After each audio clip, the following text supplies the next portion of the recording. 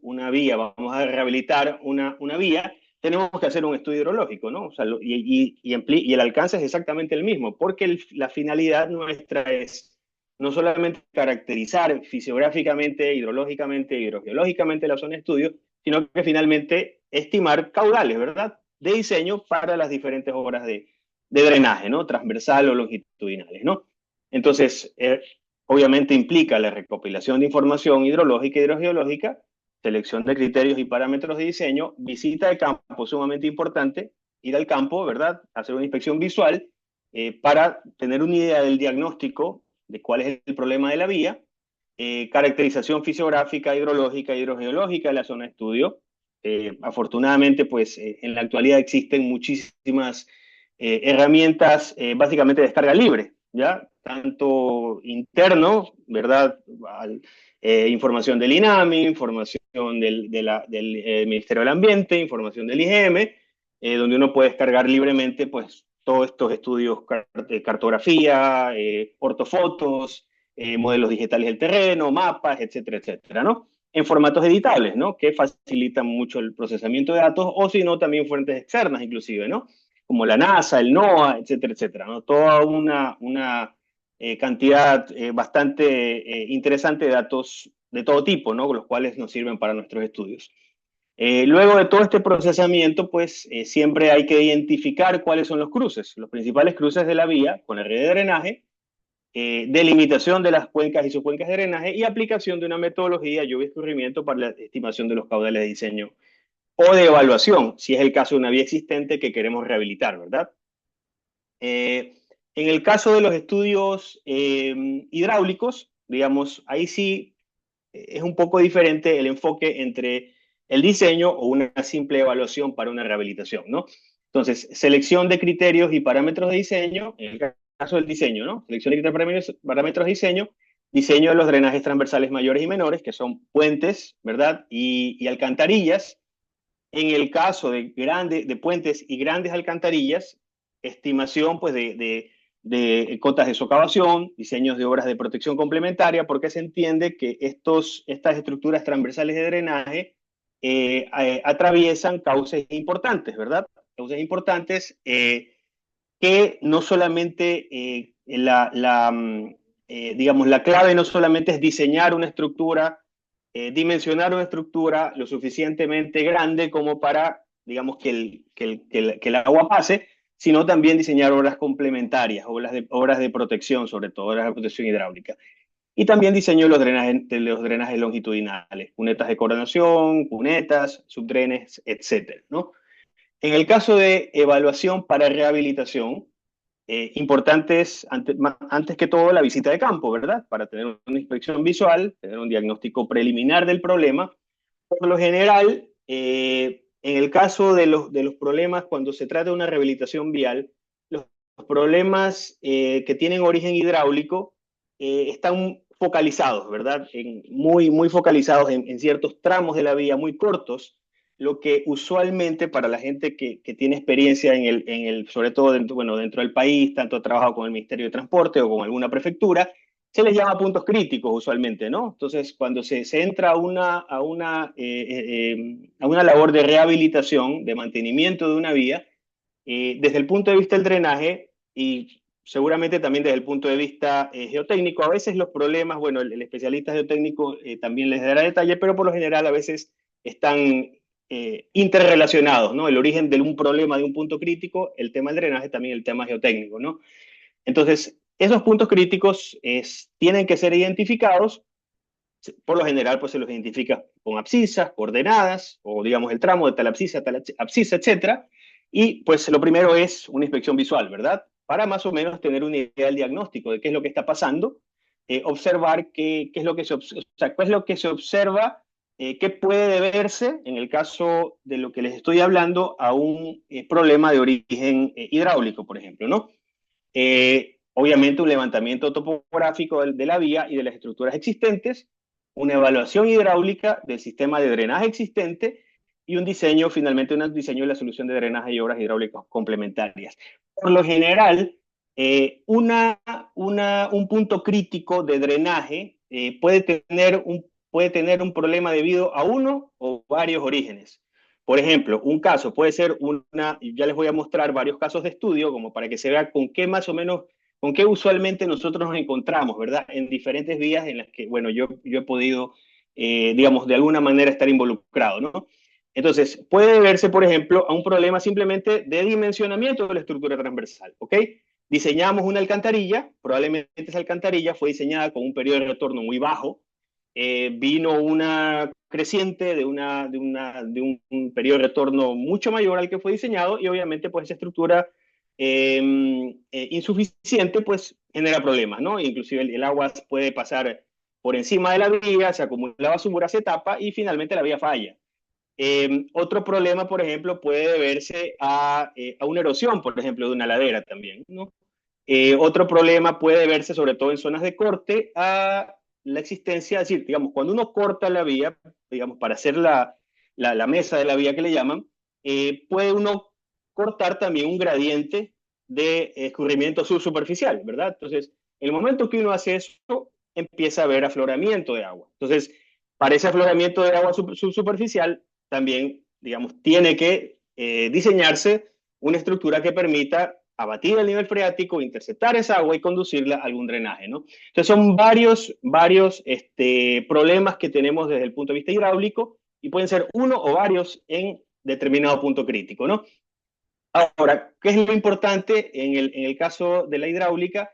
Es decir, son varias las cosas que uno tiene que conocer, no solamente el hecho de poder delimitar una cuenca, aplicar una metodología de lluvia y escurrimiento y estimar un caudal y luego dimensionar una obra, ya sea una alcantarilla o ya sea una cuneta o ya sea una cuneta de coronación, etcétera, ¿no?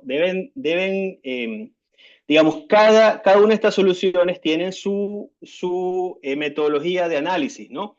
Por ejemplo, ¿cómo analizamos un puente? Ya, un puente, analizamos un tramo de un río, por lo general analizamos un tramo de un río, 200, 300, 400 metros, ¿verdad? Y aplicamos, pues, digamos, metodología de hidráulica de canales no prismáticos, flujo gradualmente variado, digamos, para el diseño de las protecciones, principios de hidráulica fluvial, evidentemente. Por ejemplo, para el diseño de alcantarillas se aplica más bien una alcantarilla. O sea, ¿qué es una alcantarilla? Una alcantarilla es una transición brusca, ¿verdad? Porque viene un cauce natural, ¿verdad? No necesariamente es tan grande, puede ser un cauce de un 5 o 10 metros de ancho, pero igual ese cauce natural luego se encuentra con básicamente la vía y una tubería, que puede ser de 1200, 1500, es decir, una transición brusca, ¿ya? Entonces, se aplican principios de energía específica, por ejemplo. O sea, es otro tratamiento. Y lo mismo para cunetas de coronación, lo mismo, por ejemplo, cuando yo tengo cunetas de coronación, es decir, ok, intercepto el agua en las partes altas de la vía, en zonas de corte, por ejemplo, y luego cómo bajo esa agua, tengo que bajarlo de alguna manera. Entonces diseño, por ejemplo, saltos bajantes con saltos escalonados, ¿ya? Entonces es otro tratamiento. Entonces son varias cosas que nosotros debemos conocer, que no necesariamente aplicando una metodología vamos a diseñar todas. Entonces eso es importante también tenerlo presente, ¿no? Entonces, yo quiero mostrarles básicamente para hacer lo más ilustrativo posible, fuera de la parte teórica, que algo les he comentado, casos reales de estudio con problemas usuales que nos encontramos en las vías, ¿no? Esto, por ejemplo, probablemente muchos de estos casos ustedes lo han visto, lo han presenciado. Este es el famoso kilómetro 90 de la vía Cuenca Molleturo Puerto Inca, ¿ya? Esta es una zona sumamente complicada. Ahora, por ejemplo, lo que les digo es que en la falla de esta zona básicamente es más un tema geotécnico que un tema hidráulico. ¿Por qué? Porque realmente es una cuenca muy pequeña. O sea, es una cuenca muy pequeña, tiene no más allá. O sea, la cuenca que drena hacia la vía no tiene más allá, no llega a las 20 hectáreas. Que en tema de drenaje vial es una cuenca muy pequeñita, que no ameritaría, si no tuviera problemas de este tipo, una tubería mínima, un diámetro mínimo de 1200, 1500, no más allá de eso. Pero sin embargo se ve una ladera totalmente erosionada. No hay afloramientos. O sea, cuando no llueve, uno pasa por esta zona y es totalmente seca. No hay afloramientos de agua subsuperficial, que uno también podría decir, ok, hay este problema. Entonces, probablemente, bueno, como les digo, el especialista geotécnico lo podrá explicar este tipo de cosas mejores, probablemente algún tipo de suelo muy suelto, algún proceso de acumulación de agua producto de la precipitación, se empezó a erosionar, y evidentemente ahorita esta zona está esta ladera está tan degradada que cualquier tema hidráulico que no se trate exacerba básicamente el proceso de erosión de la quebrada, ¿no? Entonces, por ejemplo, aquí ustedes ven, ¿no? En la parte izquierda se ve más o menos cómo es la red de drenaje y se ve que no es una cuenca realmente grande. No se observan ningún tipo de afloramientos de aguas subsuperficiales, pero como les digo, ya ahorita es un tema bastante grave. En el tema hidráulico, lo que tenemos que hacer es básicamente evitar que el agua signifique un problema mayor, es decir, tratar de interceptar todo el agua posible y conducirla aguas abajo, ¿verdad? Básicamente, entonces, aquí hemos aplicado varias soluciones, cunetas de coronación, subdrenes, ¿verdad? Para digamos, sobre todo en época húmeda, tratar de interceptar el agua que se pueda infiltrar, bajantes, ¿verdad? Escalonadas, que son estas líneas magenta que se ven, un gran canal también interceptor y luego una alcantarilla de un diámetro considerable, ¿no? Entonces, aquí básicamente intervienen varias soluciones, porque ya es un problema bastante grave. En este momento el talud de esa ladera es 1 a 1, o sea, bastante ya en el límite de estabilidad posible, ¿no? Entonces, ese es un problema que ahorita se está tratando de dar solución y en los próximos meses se contratarán los estudios para que se implemente la solución hidráulica. Esto, por ejemplo, es en la construcción que también se está ejecutando, la construcción del paso lateral Guaranda, o sea, es una vía nueva en este caso. Entonces, hay un sector donde se empezó a excavar y se encontraron agua, se encontró agua. Hay una gran cantidad de agua, ¿no? Entonces, más o menos viendo la cuenca superficial, que no necesariamente es la misma que la cuenca subsuperficial, pero muchas veces coinciden, o sea, hay cierta concordancia, ¿no?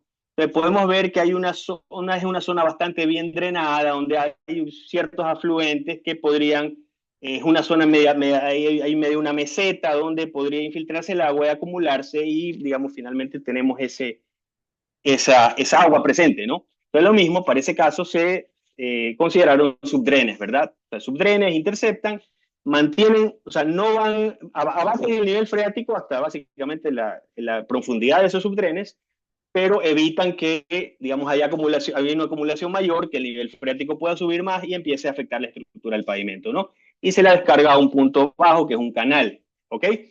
Esto es un caso, por ejemplo, que sucedió previo al feriado de carnaval en este año, ¿ya? Entonces, este es el típico caso que yo les mencionaba, que era básicamente, la vía está bien, el problema es que la estructura que se estaba instalada era insuficiente. O sea, aquí había un tubo de 1200 milímetros, ¿ok? Para una cuenca de alrededor de 7 kilómetros cuadrados, que es una cuenca ya más o menos importante. Entonces, evidentemente lo que pasó fue que, digamos, llegó una creciente, como ha habido lluvias bastante fuertes este invierno, hubo una creciente grande, probablemente de unos 20, 25 años de periodo de retorno, evidentemente la estructura era insuficiente, pues y la vía falló, ¿ya? Entonces aquí el único problema, no hubo problema de pavimento, no hubo otro tipo de problemas, hubo un problema básicamente de insuficiencia de la estructura diseñada, ¿ok? Entonces se plantearon varios escenarios porque evidentemente a semana seguida venía el feriado de carnaval y se quería decir, bueno, ¿qué hacemos, no? Hay que instalar cualquier cosa. Bueno, finalmente creo que se instaló un tubo de por lo menos 2250 milímetros, que es no más allá para 10 años, pero eventualmente, digamos, ya una solución a largo plazo que debería plantearse estamos hablando de periodos de retorno de entre 25 a 50 años, que es más o menos lo que recomienda las normas del Ministerio de Transporte y las normas internacionales. Estamos hablando ya de ductos cajones, ¿verdad? Porque es una cuenca ya que lleva caudales ya casi de 20 metros cúbicos o inclusive mayores, ¿no? Esta es otro problema, por ejemplo, en la rehabilitación, en el mantenimiento por resultados de la vía Biblian Cañar Xulco Chancay, ¿no? Entonces, aquí lo mismo, ¿no? O sea, hay un punto crítico de drenaje Aquí no se logra apreciar bien, pero en la imagen superior izquierda había un pequeño afloramiento de agua continuo, ¿ok? Entonces se hizo la delimitación de las cuencas, se hizo la hidrología y realmente era una cuenca muy pequeña, lo mismo, una cuenca de 15, 20 hectáreas, o sea, realmente no es una cuenca significativa, ¿verdad? Y, digamos, aún así causaba todo el daño, ¿no? Pero luego ya viendo la imagen satelital, se ve claramente que hay un pequeño embalse, digamos, creado por la gente digamos, que tiene allá desarrolla agricultura, ganadería, qué sé yo, que en la parte superior derecha se ve el embalse, y evidentemente, pues ese embalse, digamos, no es impermeable, ¿no? El agua se va perdiendo, se va infiltrando y va llegando a la vía. Entonces, para eso, obviamente, se diseñó una única solución de subdrenes, ¿ok? Entonces, como les digo, para varios problemas hay una o varias soluciones que hay que atender, ¿no? Y bueno, este creo que es el último que les voy a mostrar, que este es un problema creo que conocido por todos, todos lo hemos experimentado, que es el famoso tramo Wuhan-Babahoyo, ¿verdad? O sea, todos en algún momento nos ha tocado viajar en invierno por ese tramo y el agua, en determinado momento el agua llega bastante alta, ¿no? Ahora, esto tiene una explicación, ¿verdad? La explicación es que la vía está baja, o sea, no hay otra explicación, o sea, aquí estamos, es decir, las soluciones en las vías de llanura inundable con la solución de vías de montaña son totalmente diferentes. Los regímenes de flujo son diferentes, ¿ya? El comportamiento del drenaje es diferente, por lo tanto, el tipo de soluciones es diferente, ¿ya? O sea, son dos, y esas también, la mención, ese es un tema también que debemos tener claro, ¿no? O sea, son también problemas diferentes. Aquí lo que sucede es que tenemos por un lado el río Wuhan, por el sur, y por el norte tenemos el río Babahoyo. Son dos cuencas bastante grandes, como ustedes ya conocerán, y hay un pequeño canalcito, ¿verdad? Que se llama Estero Lagarto y que justo conecta los dos ríos. Ese Estero Lagarto tiene un área de drenaje muy pequeñita, 10 kilómetros cuadrados, no más allá de eso. Pero el problema es que está conectando a los dos ríos. Es decir, cuando hay lluvias, si estamos hablando de cuencas grandes, hay lluvias sucesivas en determinada estación lluviosa fuerte y los niveles de los ríos empiezan a subir, pues obviamente. Entonces, si los niveles del río empiezan a subir, automáticamente suben los niveles del estero. Entonces, en esta zona, digamos, el error realmente, hay un problema de estimación de cota inundable, que eso es un tema que se lo ve también en vías de planicies inundables, hay que establecer cotas inundables, porque ese precisamente es uno de los principales problemas, porque en planicies inundables la vía es un dique, ¿ya? Entonces ese dique estoy cortando ahí el drenaje, y yo tengo que dejar que drene, ¿ok? Entonces, hay una subestimación de la cota inundable. La vía está bajo la cota 5, mientras la cota inundable en esta zona está alrededor de las 6. ¿Ok? Entonces, se ha proyectado, bueno, me imagino que en los próximos meses, esperemos que sean meses, se iniciará la construcción del nuevo paso lateral Wuhan, ¿verdad? Que justo luego de Wuhan hay un desvío hacia el oeste y se empata con ese bypass de Babahoyo, ¿ok? Entonces ahí ya se ha establecido cotas de 6,5 para arriba, es decir, para que no tenga precisamente estos problemas. O sea, aquí en este caso no hay otra solución. La única solución posible a esta vía es elevarla, no hay más solución. Ni siquiera se puede diquear, porque un dique es más utilizado, por ejemplo, cuando es un paso rápido de una creciente, ¿verdad? En una cuenca medio de media montaña podría ser, ¿no? Pero es un paso rápido, ¿no? De horas, ¿verdad? En este caso, el agua se queda días, porque son cuencas grandes y ya estás en la planicie inundable. Entonces, si hay lluvias sucesivas en las partes altas, vas a tener la lluvia varias semanas inclusive. Entonces, ahí el dique no funciona. Ahí directamente hay que sobrelevar la vía y se acabó. Y obviamente dejar drenajes de alivio, ¿verdad? Que se les llama cada cierta longitud. ¿Ok? Entonces, bueno, este sí es el último. Entonces, este es otro puente, porque no les había hablado de puentes, puente sobre el bypass de Río Bulu, lo mismo. Aquí hay un tramo del puente que se cayó, obviamente pusieron un puente Bailey, entonces, y pusieron obviamente estas protecciones ahí, ahí como provisionales para evitar que lo que quedó del puente se siga socavando. Entonces, aquí lo que hubo básicamente fue un problema de socavación, es decir, hicieron las pilas del puente, pero no se hicieron las protecciones para esas pilas del puente por temas de socavación. Entonces, probablemente, pues, durante años sucesivos, el río siguió con su proceso erosivo, empezó a socavarse, fue un fenómeno que se exacerbó y que definitivamente desestabilizó las pilas que luego se fallaron, ¿no? Entonces, este es otro problema que también con el que siempre nos topamos y el que siempre hay que prever. Es decir, no es suficiente con que la cimentación de nuestro puente nos llegue bajo cota de socavación, sino que tenemos que evitar a toda costa que esa socavación suceda. Entonces, una de lo que se hace es proteger las pilas precisamente para que esa socavación no suceda. ¿Okay? Entonces, estos son más o menos los problemas con los que uno se encuentra, ¿no? Entonces, bueno, hay muchos más que eso, pero bueno, estos son los más usuales, ¿no? Bueno, entonces básicamente eso es lo que quería decirles, tratar de hacer lo más ilustrativo posible, más allá de hablar del tema técnico, el tema teórico, que bueno, alguna mención les hice, ¿no? Entonces, eso sería todo de mi parte.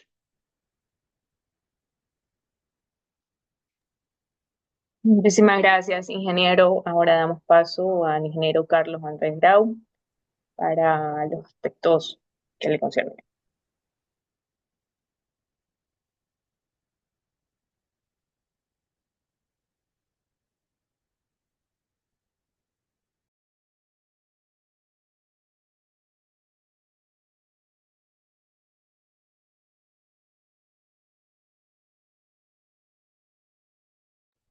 ¿Cómo están? Buenas noches con todos. ¿Verdad? El módulo 2 del, del programa va a ser acerca de la geotecnia, ¿verdad? Complementando un poco lo que mencionó el ingeniero Javier, ¿verdad?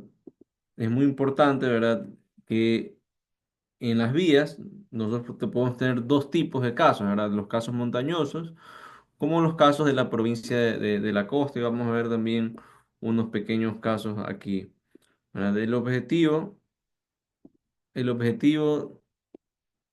perdón, el objetivo del módulo de geotecnia va a ser capacitar a los participantes en la identificación, análisis y soluciones de problemas geotécnicos y estabilización de taludes, soluciones geotécnicas de terraplenes sobre los suelos blandos, mediante el uso de técnicas y tecnologías avanzadas con el fin de garantizar la seguridad y estabilidad y durabilidad de las obras. Es importante conocer que la geotecnia es el conjunto de tres principales ciencias: la geología, que es el estudio de la Tierra y sus ramas aplicadas; la geofísica, sismología y hidrogeología; la mecánica de suelos, que es el comportamiento del suelo en el tiempo ante la aplicación de una carga. Hay que determinar la resistencia del suelo, cuánto se ha de formar, su demanda sísmica; y la de mecánica de rocas, que es el comportamiento de un macizo rocoso, ver las propiedades, cómo él se va a degradar en el tiempo por los procesos erosivos,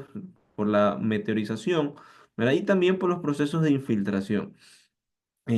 Nosotros decimos que el agua en realidad es el peor enemigo de la mecánica de suelos, de la mecánica de rocas, porque agrava mucho de los problemas, ¿verdad? Y es lo que se ve también en estas épocas de lluvia. Entonces, el módulo de geotecnia son 26 horas de conferencia, 12 talleres y 4 de evaluación. Y vamos a hablar un poquito de cada uno de los temas que tienen que ver con este módulo.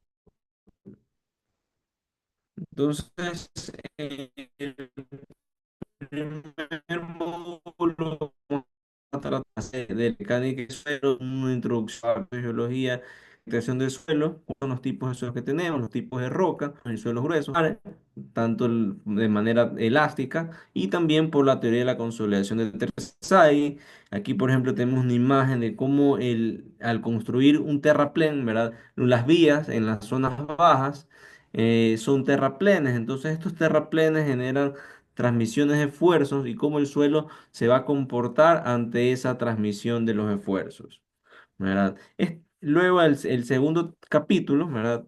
No sé si equipo, a ver, introducción a los geosintéticos y soluciones constructivas de terraplenes viales en depósitos de suelos blandos compresibles. Entonces, este capítulo vamos a abordar el uso de los geosintéticos, ¿verdad? ¿Cuántos tipos de geosintéticos tenemos? Tenemos las geomallas, por ejemplo, la que se ve aquí, el geotextil, para qué se utiliza una geomalla, para qué se utiliza un geotextil, y muchas veces, ¿verdad? Se construyen muros con suelo armado, suelo reforzado, MC también llamados, que son muros construidos con geomallas y con compactación de suelos. Entonces, estos se utilizan más bien en las zonas más altas, en las provincias, en las provincias del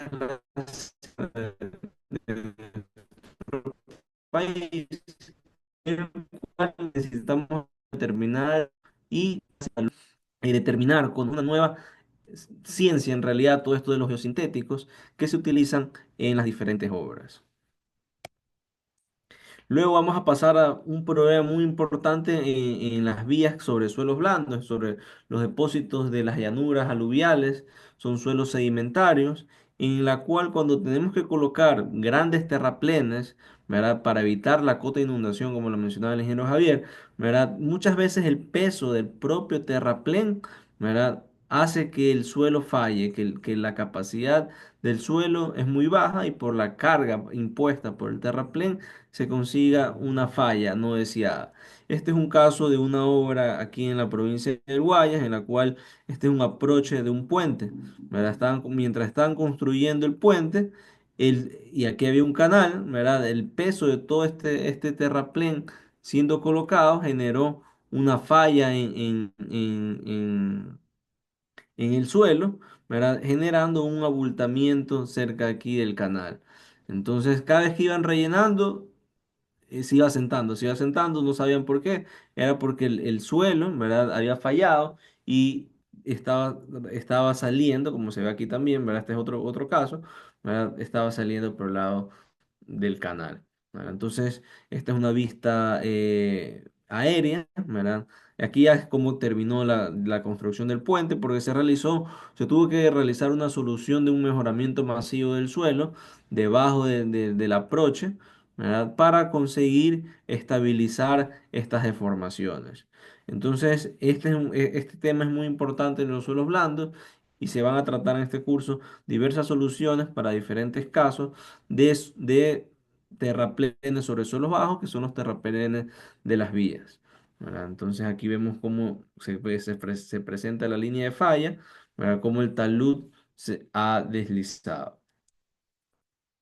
Entonces, básicamente, si nos damos cuenta, toda nuestra provincia del Guayas, ¿verdad? Guayas, Guayaquil, la ciudad de Guayaquil tiene zonas de zonas bajas. Por ejemplo, la vía perimetral, ¿verdad? La vía perimetral fue construida sobre un pantano, sobre un estrato de 40 metros aproximadamente de suelo blando. Entonces, todo el peso impuesto de los terraplenes pueden ser de 2, 3, 4 metros, dependiendo de la cota de inundación, ¿verdad? Genera un incremento de esfuerzo del suelo, el suelo se deforma y se presentan las ondulaciones. Por eso es que muchas veces cuando vamos en algunas vías vemos que el carro comienza a subir, a bajar, y si nosotros pasamos después un IRI, eso va a generar que tenga un IRI un poco no adecuado. Entonces, y esto del tema de los puentes es muy importante, y más aún hablando de la próxima construcción del quinto puente, ¿verdad? Que une la ciudad de Guayaquil. Va a pasar justamente por zonas de suelos blandos, muy blandos, compresibles, ¿verdad? Que al momento que coloquen estos terraplenes para, para superar la cota de inundación y para generar el acceso al puente, ¿verdad? Va a generar grandes terraplenes, y estos grandes terraplenes necesitan una solución geotécnica, ¿verdad? Y muchas veces estas soluciones son instrumentadas por equipos eléctricos, que vamos a ver más adelante en el último capítulo, ¿verdad? Que nos va a llevar a la solución de un determinado problema. Entonces vemos que todas estas zonas, ¿verdad? Del acceso al quinto puente que se encuentra por acá son zonas de suelos blandos. Entonces son zonas de suelos muy compresibles que al recibir la carga del terraplén se van a deformar. Entonces existen un sinnúmero de técnicas que mejoran, dan una solución a este problema de los terraplenes sobre suelos blandos. Son soluciones unas que buscan la estabilidad y otras que buscan reducir los asentamientos. Y existen otras que cumplen las dos condiciones. Por ejemplo, si nosotros colocamos pilotes sobre terraplenes, ¿verdad? Terraplenes sobre pilotes, perdón, genera una mejora en la estabilidad del suelo, ¿verdad? Y los asentamientos. Otro tema puede ser las precargas, construcción de bermas también, colocar geosintéticos. Entonces, todas estas soluciones dependen muchas veces también del factor económico. ¿Verdad? Entonces, muchas veces cuando hablamos de terraplenes sobre suelo blando, hablamos en costo de inversión de solucionar. Entonces, y muchas veces estas soluciones van ligadas con el tiempo. Porque, por ejemplo, si nosotros colocamos una sobrecarga, la sobrecarga mejora los asentamientos, pero muchas veces una sobrecarga puede durar 6, 8, un año hasta que los asentamientos se estabilicen. Entonces, el tiempo en que permanezca generándose estos asentamientos, ¿verdad? Es un tiempo perdido en realidad. En cambio, si nosotros colocamos un terraplén sobre pilotes, inmediatamente después de colocar los pilotes se construye la estructura del pavimento, ¿verdad? El terraplén, la estructura del pavimento y los carros tranquilamente pueden circular, ¿verdad? Nosotros también podemos utilizar refuerzos con geomallas para mejorar un poco la estabilidad. ¿Verdad? También los geosintéticos son usados en estos terraplenes, ¿verdad? Porque pueden reducir volúmenes, ya que normalmente la inclinación de un terraplén va aproximadamente el valor típico 1,51 o 2 a 1, ¿verdad? Pero al utilizar un geosintético, geomallas, podemos mejorar esta inclinación, ¿verdad? Y reducir volúmenes de acarreo. Luego vamos a pasar a la teoría de empuje, estabilidad de taludes, y estructuras de contención. ¿Verdad? Básicamente, ahora ya nos vamos a cambiar un poco. Ahora nos vamos a cambiar ya a las provincias de la sierra que tienen mayores problemas en este tipo en sus vías, ¿verdad? Con los taludes, con la meteorización.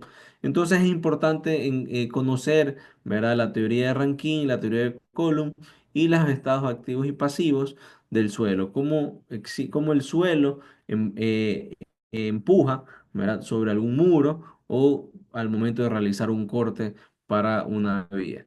Entonces, este es un caso, por ejemplo, es un tipo de movimiento de masa, ¿verdad? Hay diferentes tipos de movimientos de masa y aquí vemos como una caída de rocas invade sobre una vía.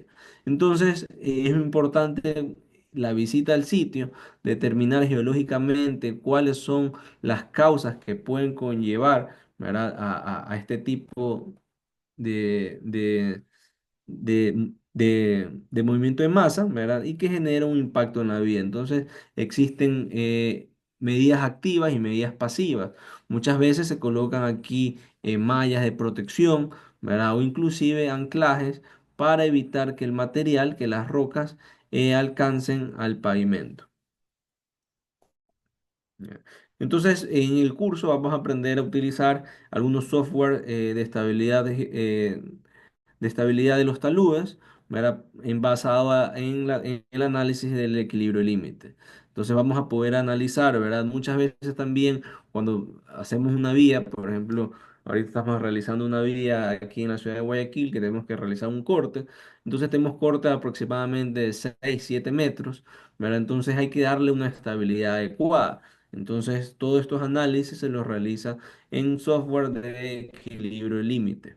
¿Verdad? Entonces, por ejemplo, también si nosotros tenemos una vía por aquí abajo, ¿verdad? Y el talud es de 60 grados y eso me genera un factor de seguridad de 1, nosotros podemos también utilizar bermas, o sea, realizando cortes, ¿verdad? Por ejemplo, aquí tenemos un corte, hemos hecho de 40 grados, una berma y finalmente, ¿verdad? Hemos logrado incrementar el factor de seguridad de 1,35, de 1,31. Entonces, luego esto se lo puede analizar también en un programa de un software, ¿verdad? En el cual me ayuda a determinar cuáles van a ser mis valores, los factores de seguridad y estables para un determinado proyecto. En algunos casos, ¿verdad? En muchas vías de la sierra, nosotros tenemos muros de contención que evitan el volteo o el deslizamiento de los muros. Y muchas veces es importante el drenaje, ¿verdad? Por ejemplo, aquí vemos un muro en una carretera de la sierra, cómo está virado, ¿verdad? Producto de que no hay un drenaje suficiente. Entonces, los empujes en los muros, ¿verdad? Se incrementan por la lluvia, ¿verdad? El agua, o sea, normalmente uno tiene el empuje del agua y el empuje del agua, el empuje del suelo, perdón, y el empuje del suelo se agrava en la época de lluvia porque el agua se infiltra y existe una presión adicional hacia el muro y por eso es que existe un volteo. Entonces, y finalmente, ¿verdad? En el tema de las estructuras de contención, también vamos a analizar los anclajes. Existen diferentes tipos de anclaje que se lo puede realizar en programas computacionales, ¿verdad? Para determinar los factores de seguridad. Normalmente, por ejemplo, aquí tenemos un talud inestable con un factor de seguridad de 0,93, pero cuando ya colocamos los anclajes, el factor de seguridad incrementa a 1,26. Va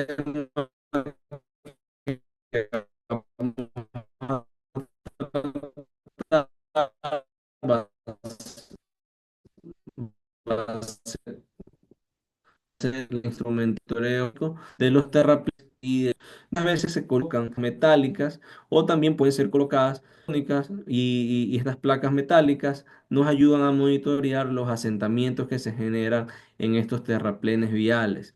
Entonces, previo a la construcción de la estructura del pavimento, ¿verdad? Se colocan estas precargas muchas veces o los terraplenes y se van monitoreando en el tiempo cómo se van asentando las placas.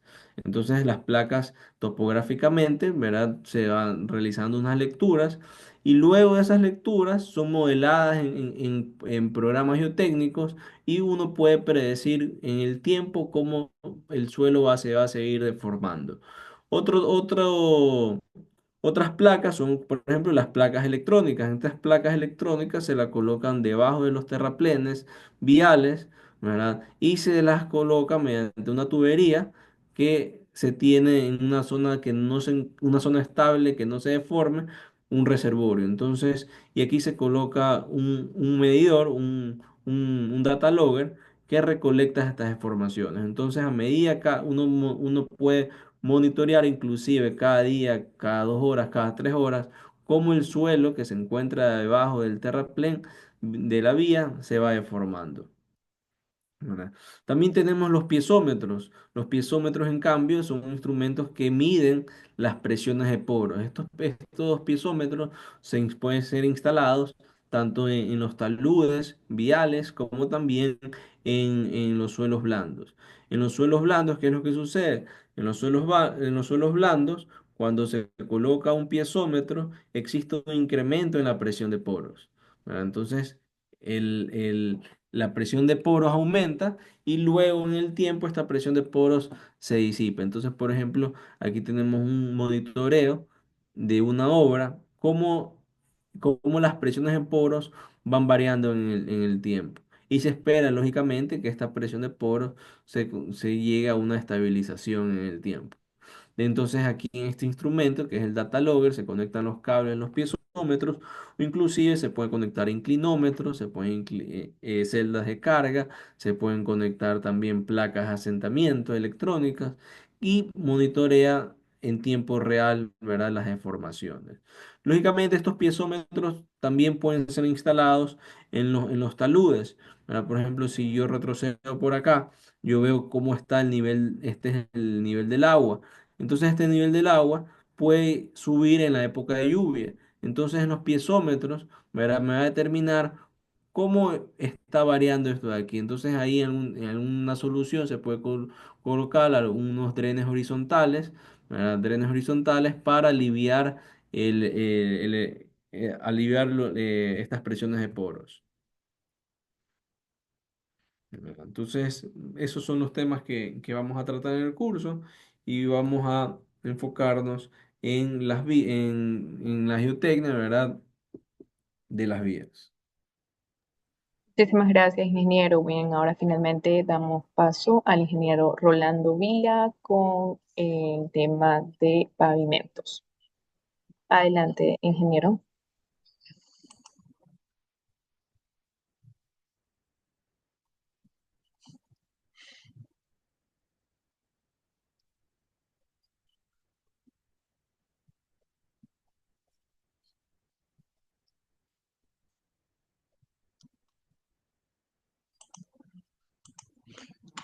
Un momentito que estoy teniendo problema aquí para compartir pantalla. ¿Eh?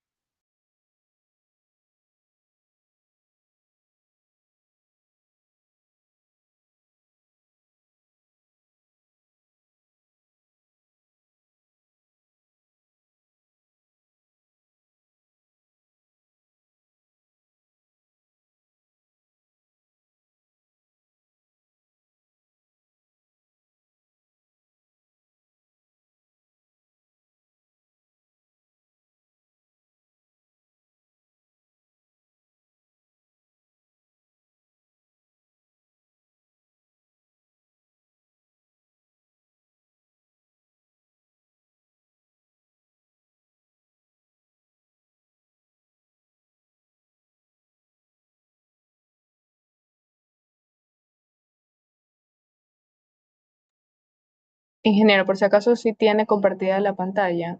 Ahorita la acaba de dejar de compartir.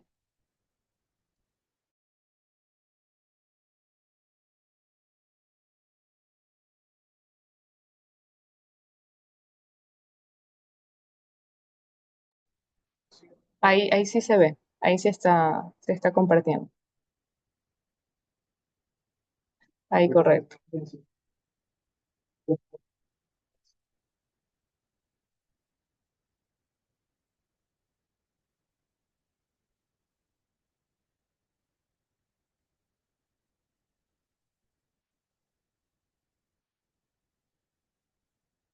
Por si acaso tiene el micrófono y la cámara apagada.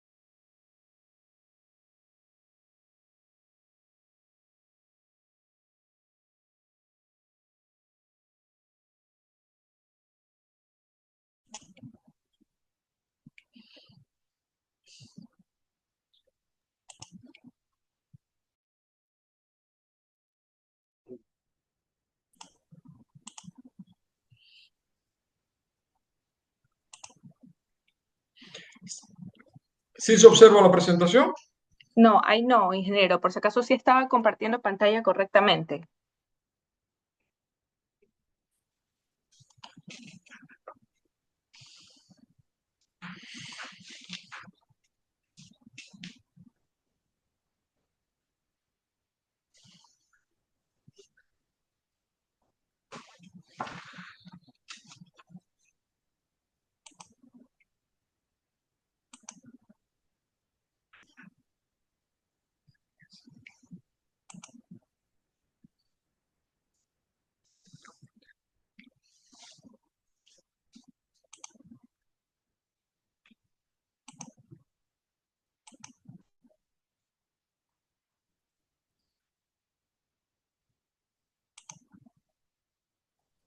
ahí sí se ve. Ya, Sí.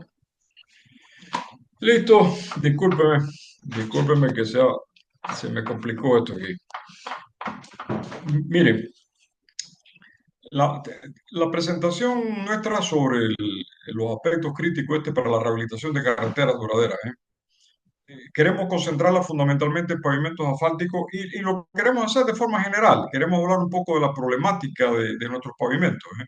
¿Sí se me escucha bien? Sí, correcto. Perfecto.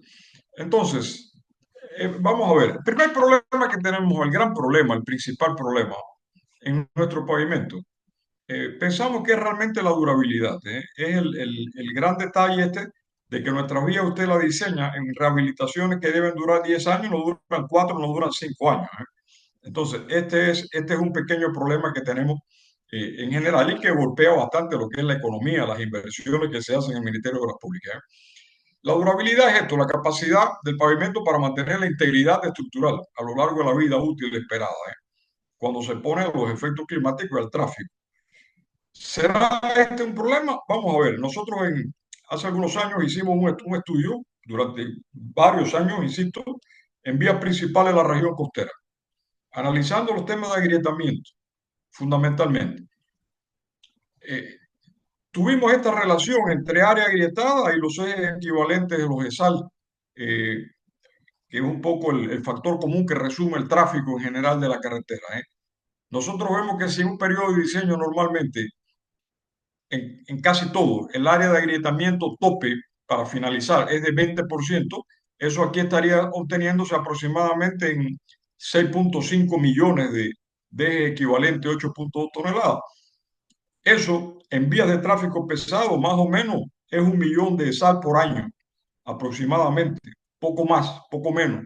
Quiere decir que esto debería estar en este criterio, está llegando a 6 años, pero no a 10, no a 10 años. Estamos hablando de 6 años, incluso puede ser menos. Fíjense que hay unos puntos aquí que están, el factor de correlación es 0,75, pero hay puntos que están por encima y por debajo. Quiere decir que eso puede ser un poco más, un poco menos, ¿eh? Que hay problemas con durabilidad y estos problemas se manifiestan en la costa, temas de agrietamiento, fatiga, que pueden ser ascendente o descendente. Ascendente, capa delgada. En la sierra pasan cosas peores porque en general en la sierra se ve muy afectada por las fisuras de bloque, que al finalmente también se pueden combinar con fatiga. O sea, finalmente pueden pasar las dos cosas y hacer fisuras combinadas que, por cierto, nadie ha estudiado, ¿eh? Nadie se ha metido en el estudio de las fisuras combinadas, ¿eh? Otro problema son los desmoronamientos o peladuras, que eso pudiera ser tanto para la región costa como el problema que tenemos, donde evidentemente hay muchas causas.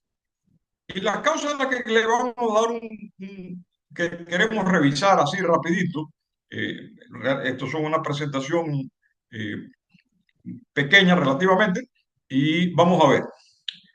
¿Cómo diseñamos? Acto 93. Acto 93, recuerden que asume una temperatura de 20 grados para la capa fáltica. O sea, no asume la temperatura real, ¿eh? Guayaquil no trabajaría a 20 grados, trabajaría como entre 30 y 35 grados. Y Quito, bueno, pudiera ser que se aproxime más a 20 grados, tal vez menos que eso. El módulo de la capa fáltica a esa temperatura debe estar determinado según lo dice la norma STM, perdón, la norma AITO 93, por la normativa STM D4123 del 82, que se reaprobó en el 95, o sea, el periodo donde se, se aprobó la norma AITO 93. Y ese módulo, en general, la frecuencia de carga más alta con que se trabaja es 1 Hz. 1 Hz. Fíjense que es un tema que no se puede perder de vista, la frecuencia de carga, ¿eh? Porque los módulos dependen de temperatura y frecuencia de carga. 1 Hz, estamos hablando de una velocidad de 2 kilómetros por hora, señor. Así, 2 kilómetros por hora. Y vamos a ver por qué llamo la atención en esto, porque eso tiene otras implicaciones, ¿eh? Entonces, ¿qué se dice? que este diseño que yo hago por Acto 93 debe de complementarse con algún procedimiento mecanicista. Y eso está muy bien. Pero fíjense que para este procedimiento mecanicista deben determinarse los módulos de la capa fáltica para la temperatura donde se ejecutará el proyecto. Usted no va a hacer la revisión para 20 grados, porque su vía a lo mejor no tiene que ver nada con los 20 grados o su zona donde va la carretera. Entonces, quiere decir que eso habría que afinarlo. Y el otro problema para el caso del Ecuador, porque estamos hablando de ecuaciones que finalmente, si usted trabaja con ellas, se da cuenta que no calza con nuestra realidad, con lo que nos está pasando a nosotros. Quiere decir que ese análisis mecanicista, que finalmente es esto, un modelo de respuesta y un análisis de fallo por la ecuación de que sea por Shell, por Ashton, por el Instituto del Asfalto, por lo que usted quiera. Fíjense que cuando usted hace este análisis, aquí hay un primer módulo que, insisto en esto porque es importante, que es función de la temperatura y la frecuencia de carga. Quiere decir, usted piense que usted va a analizar por Shell, pero Shell trabaja con 10 Hz. Así de simple, con tiempo de aplicación de carga de 0.02 segundos. Esos son 10 Hz. O sea, ese módulo no tiene que ver nada con el del instituto, el de Alto 93, ¿eh? O sea, fíjense que aunque yo ajuste la temperatura, no pierdan de vista la frecuencia de carga, ¿eh? Porque si no, el valorcito que yo ponga aquí le puede dar cualquier cosa, ¿eh? Además que esta ecuación, este análisis de fallo, tampoco está validado. O sea, yo puedo aplicar esto aquí y decir, mire, voy a tener 10 millones de repeticiones, la estructura cumple perfectamente con ese criterio y en la práctica me dura la mitad del tiempo. Entonces, fíjense que hay problemas en este sentido que al final lo que hay que investigarlo, ¿eh? Hay que investigarlo y ponerse de acuerdo. Otros problemas adicionales. Los materiales que utilizamos. El método de diseño, pues, tiene que en cuenta toda la calidad de los materiales con los cuales usted va a trabajar. Y quiero hacer hincapié en las cosas que yo veo que son fundamentales, ¿eh? La calidad del asfalto producido en Esmeralda. De esto se ha hablado mucho. Y evidentemente, con este asfalto se puede trabajar, pero este asfalto también se puede mejorar, evidentemente. También se puede mejorar de alguna manera. Fíjense, en 128 muestras tomadas entre el 2015 y 2023, tomadas casi cada 15 días, 20 días, cumple la viscosidad original, pero cuando usted envejece el residuo de RTFOT, que es esta prueba que aparece aquí del horno de película delgada, fíjense que estamos hablando que el valor promedio de 128 muestras me da 1060 con un coeficiente de variación de 13.6 y el máximo es 800. Y el mínimo, la mínima de utilidad es 50 y me da 38. O sea, fíjense que sí tenemos un problema de endurecimiento en el proceso ese que impacta el asfalto recién utilizado en una planta para hacer mezcla. O sea, la calidad de ese asfalto que acaba de salir de esa planta es lo que te da el RTFOT. O sea, quiere decir que ahí hay un pequeño problema, por no decir que es un gran problema. Respecto a los agregados minerales, ¿a dónde queremos llamar la atención? Hay toda una serie de ensayos de dureza, de limpieza, de adherencia en las normas del MOB. Quiero llamar la atención a cosas que no están claras ahí y no se especifican. En primer lugar, la gravedad específica de la piedra. El GCB. Piedra de mejor calidad tiene mayor gravedad específica bruta. O sea, debería exigirse un mínimo. Yo me inclinaría a un valor aproximadamente 2.2. Eso aparece en un montón de normas en otros países, incluyendo países latinoamericanos, ¿eh? Por ejemplo, Perú. Absorción de agua, un tema sumamente importante, sumamente importante. ¿Por qué es importante? Porque la absorción del asfalto en la piedra es el 50 al 80% de la absorción de agua. Y la absorción de agua todo el mundo la sabe determinar y se determina constantemente. Pero ¿cuál es el problema? Que los agregados hacen una absorción selectiva respecto al asfalto. O sea, lo que absorbe la piedra son los aceites más livianos que van en el asfalto. ¿Qué quiere decir? Que la película de asfalto que queda rodeando los mismos, entonces queda más rígida. Por esa razón, en general, en muchos países también se le ponen exigencias a la absorción del agua. Y en general andan por ahí entre 2 y 2,5.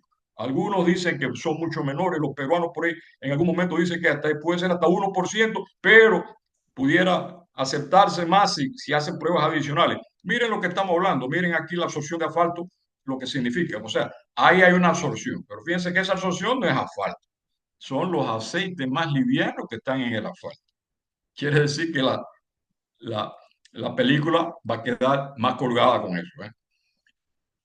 Hablando de agregados minerales, el otro problema es que nosotros no le prestamos atención. Y estoy hablando un poco rápido, llamando la atención a cosas que evidentemente si hacemos estudios, como vamos a hablar más adelante, para profundizar más en esta materia, vamos a hacerlo detalladamente. Ahora estamos mencionando, estamos llamando la atención a cosas que están ahí medias complejas que podemos tocar, pero estamos llamando la atención sobre eso, ¿eh?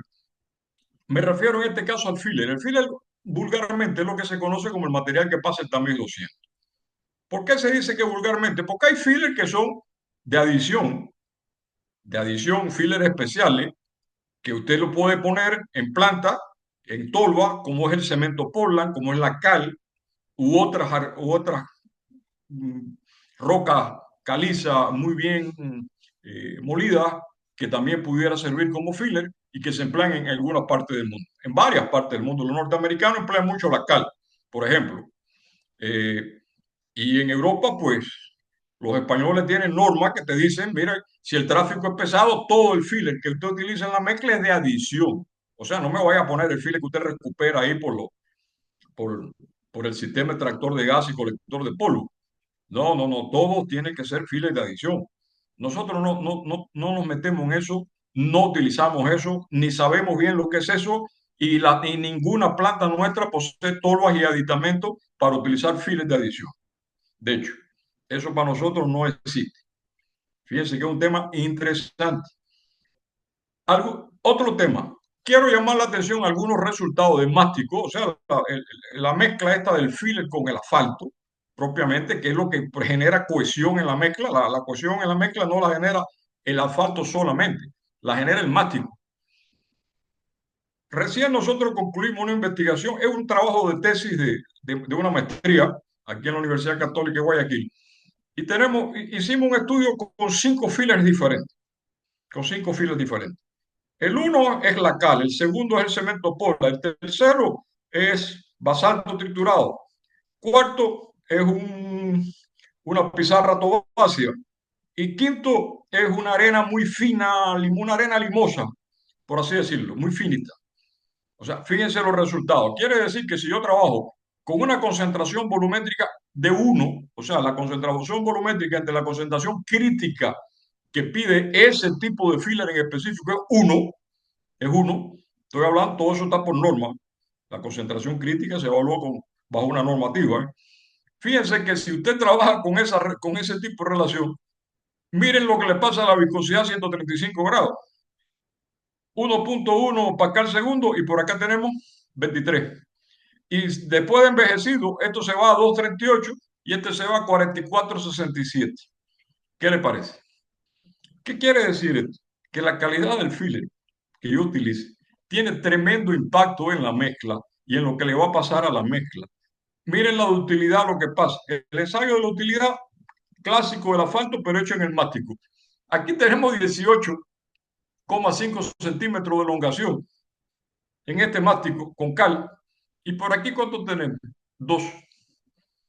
¿Se dan cuenta? O sea, miren la magnitud del problema de lo que estamos hablando, ¿eh? Son cosas tremendamente importantes cuando queremos analizar la calidad de la mezcla asfáltica, ¿eh? Seguimos enfocados en los temas que para nosotros vemos como críticos dentro de la materia de los pavimentos, del tema de pavimento. Otro tema que es increíblemente eh, de entender, por así decirlo, ¿eh? La calidad de la mezcla fáctica. Nosotros evaluamos como parámetros resistentes dos cosas: la estabilidad marcha y el flujo. Eso lo sabe todo el mundo. Todos los ingenieros civiles saben eso. ¿A qué temperatura se hace? A 60 grados, hombre, porque ambos están relacionados con deformaciones plásticas y por eso trabajo con 60 grados. Pero fíjense que entonces hay algo interesante, que nuestro problema en la carretera es el agrietamiento, pero no lo consideramos ni en los diseños ni en los controles rutinarios. ¿Qué le parece? Porque los controles rutinarios también lo voy a hacer exactamente a partir de los parámetros eso de estabilidad y flujo. Y los parámetros volumétricos clásicos, eso es porcentaje vacío, RAIS y este tipo de cosas. Pero fíjense que la propiedad en sí, el agrietamiento, cómo se comporta una mezcla, el agrietamiento, eso no lo consideramos. Eso no lo consideramos. Pero y ese es nuestro problema, pues. Y no lo consideramos. ¿Qué pensamos en este sentido? Que hay que buscarle soluciones y esto es un tema de urgencia, ¿eh? Por ejemplo, podemos hacer ensayos de comportamiento con prensa dinámica, con la que sea. Hay muchos ensayos sobre ese tema.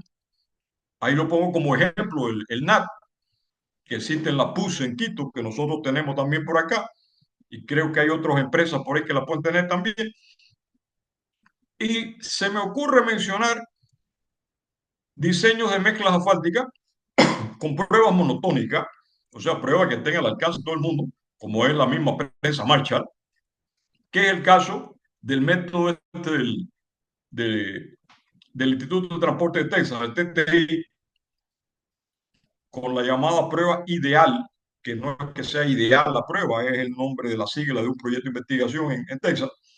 Esa prueba salió, esa prueba se editó y pasó, ya es norma STM en el año 2019. O sea, una norma relativamente, o sea, una prueba relativamente nueva. ¿Qué dice esto? Hay una resistencia al agrietamiento. Todo el mundo ve eso y dice, eso es un cabezal Lotman. Sí, pero las briquetas son de 6 pulgadas de diámetro, ¿eh? Y además, el problema no es la prueba en sí, es el procesamiento de esto, porque el análisis de esa resistencia al agrietamiento sale el análisis de la curva carga de formación que se genera. O sea, estamos hablando del trabajo y la energía que usted necesita para romper esa briqueta a través de una serie de parámetros que aparecen en la fórmula de cálculo. ¿Qué quiere decir? Que en primer lugar necesita determinar la curva carga de formación. Y por acá tenemos lo que sería, en la prueba esta de Texas, lo que sería entonces la resistencia a la deformación. Fíjense que esto es casi, es una muestra apoyada en dos puntos con una carga central, ¿eh? O sea, fíjense la forma del cabezales. Son pruebas muy interesantes, muy interesantes. Los cabezales son relativamente baratos, aproximadamente $2,000 los dos cabezales. Eso. Y la prueba es tremendamente buena, con 7% vacío, ¿eh? O sea, es la densidad que tiene, usted espera en obra fundamentalmente. No hay mayor problema porque al final si lo hace en compactador giratorio Super P, más rápido. Pero si no tiene compactador giratorio, lo puede hacer en un molde de 6 pulgadas. Y moldes de 6 pulgadas hay un montón porque, por ejemplo, todos los moldes CBR son de 6 pulgadas. Quiere decir que si hay cómo hacer. Si quiere hacer, se puede hacer perfectamente, ¿eh? ¿Ok? Quiere decir que a partir de aquí aumenta el contenido de asfalto en un diseño, pues aumenta la resistencia al agrietamiento. Aumenta el contenido de asfalto, disminuye la resistencia a la deformación. Habría que buscar los rangos aceptables, que por cierto la prueba ideal los tiene, y entonces usted tendría que buscar un contenido ahí que se mueva en lo que cumple. Que posibles soluciones hay. Lo que no puede pensarse es esto, que yo me pase 10, 20 años más trabajando con la estabilidad marcha y el flujo, porque sencillamente vamos mal con ese tipo de cosas. Otro problema interesante, por ejemplo, las consideraciones climáticas. Lo que más impacta el envejecimiento del asfalto, ya puesto en obra, por supuesto, es la temperatura. Fíjense, recién en una investigación que nosotros terminamos, miren los módulos de rigidez en núcleos sacados de vías en la sierra y en la costa, núcleo hecho con agregados de ríos triturados, aluviales triturados, con un contenido de asfalto casi similar, entre 5,8 y 6% aproximadamente. Fíjense, los núcleos que tienen diferentes tiempos en obra, colocados ahí en obra.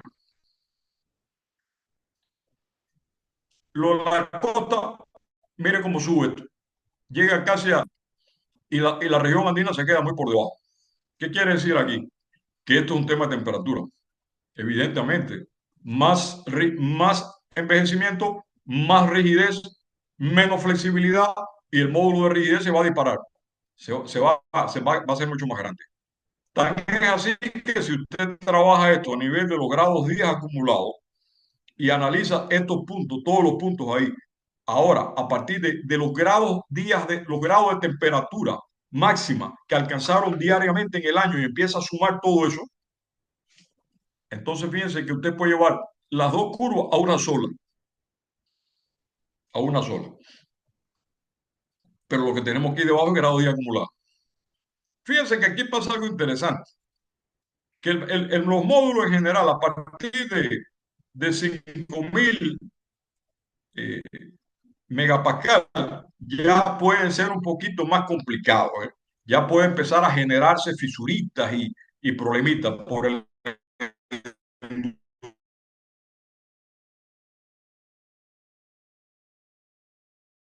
50 grados, perdón, estoy hablando de 45.000, no, no es 45, hasta 90.000 grados día acumulados. Por ahí ya se empiezan a generar los agrietamientos más serios. Si lo miramos a nivel de grados día, a nivel de grados día, ¿eh?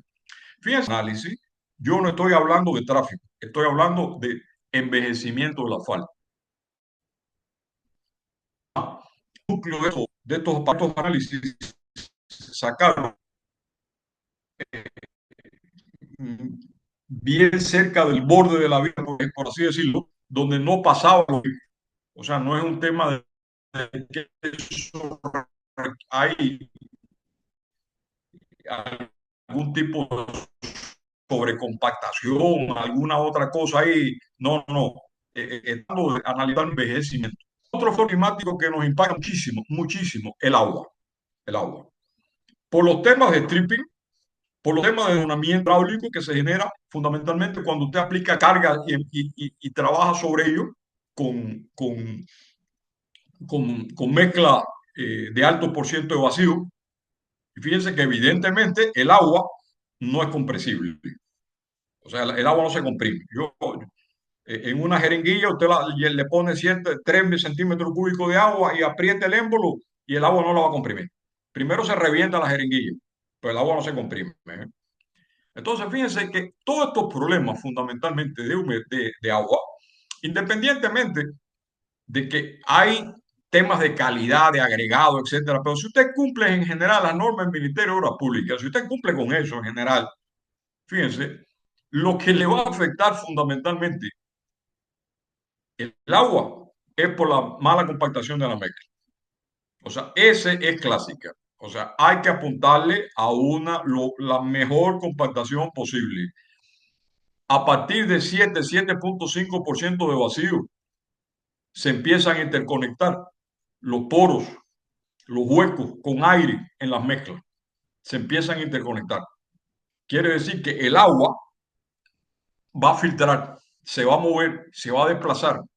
Y entonces ahí tenemos el primer paso para un mal comportamiento de la vía respecto al agua, ¿eh? Ese es interesante. Problemas constructivos, pues también va a haber. Muchas veces tenemos problemas de fatiga fuera de tiempo y el tema no es ni la mezcla, el tema es el riego.